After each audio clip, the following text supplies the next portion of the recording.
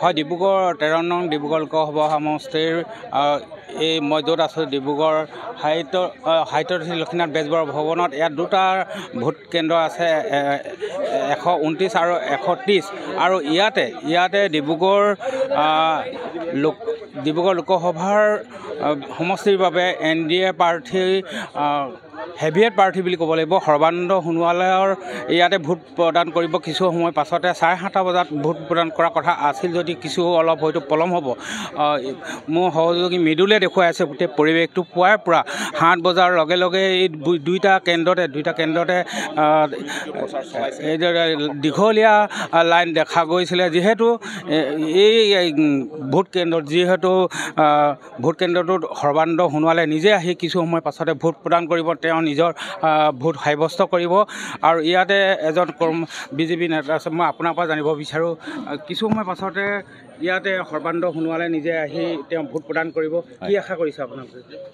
প্ৰথম কথা হ'ল সকলোকে অসমবাসী ৰাইজক আজি এই যিটো গণতন্ত্ৰৰ এটা উৎসৱ, সেই উৎসৱত সকলোকে অংশগ্ৰহণ কৰিবৰ কাৰণে আহ্বান জনাইছোঁ আৰু অভিনন্দন জনাইছোঁ যে ইয়াত সকলোৱে ভোটটো দি নিজৰ সাব্যস্ত কৰিবলৈ মৌলিক অধিকাৰ। লগতে তেখেতে আমাৰ মাননীয় যিগৰাকী কেণ্ডিডেট তেখেতে ইয়াতে আহি সাব্যস্ত কৰিব। আমি আশাবাদী তেখেত জিকিব, সম্পূৰ্ণৰূপে জিকিব।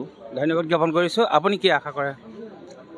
আমি মাননীয় সৰ্বানন্দ সোণোৱাল দেৱৰ পৰা তেখেতৰ যিটো ভাৱমূৰ্তি আৰু তেখেতে অসমৰ কাৰণে যিমান উন্নতিৰ কাৰণে যিমান কাম কৰিলে আৰু আমাৰ ডিব্ৰুগড় লোকসভাৰ তেখেত এজন জনপ্ৰিয় নেতা আৰু আমি আশা কৰোঁ তেখেতে কমেও 5 লাখৰ ব্যৱধানত তেওঁ জিকিব বুলি আমি আশা কৰোঁ। ধন্যবাদ জ্ঞাপন কৰিছোঁ।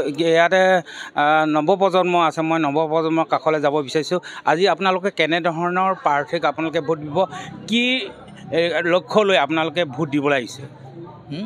আপোনালোকে কি লক্ষ্য লৈ ভোট দিব আহিছে আৰু কেনেধৰণৰ প্ৰাৰ্থীক ভোট প্ৰদান কৰিব? সময় নকওঁ একো এতিয়া। আৰু আমি জানিব চেষ্টা কৰিম, এইফালে মহিলাসকলেও লাইন পাতি আছে। এই তুমুল যুঁজ হ'ব বুলি ভবা হৈছে, যিহেতু অজাপৰ প্ৰাৰ্থী অজাপৰ সভাপতি লুৰিণজ্যোতি গগৈ আৰু সৰ্বানন্দ সোণোৱাল আৰু আপৰ প্ৰাৰ্থী মনোজ ধানোৱাৰ তিনিকুণীয়া ইয়াত যুঁজ হ'ব ডিব্ৰুগড় 13 নং লোকসভা সমষ্টিটো। আৰু গতিকে আমি পৰৱৰ্তী সময়ত ইয়াৰ পৰিৱেশ বিভিন্ন ঠাইৰ পৰা দেখুৱাবলৈ চেষ্টা কৰিম। আৰু যিহেতু কিছু সময় পাছতে এই মই কৈছোঁ 130 দি দক্ষিণ ভোটকেন্দ্ৰ, এই ভোটকেন্দ্ৰতে সৰ্বানন্দ সোণোৱালে নিজে ভোট দান সাব্যস্ত কৰিব।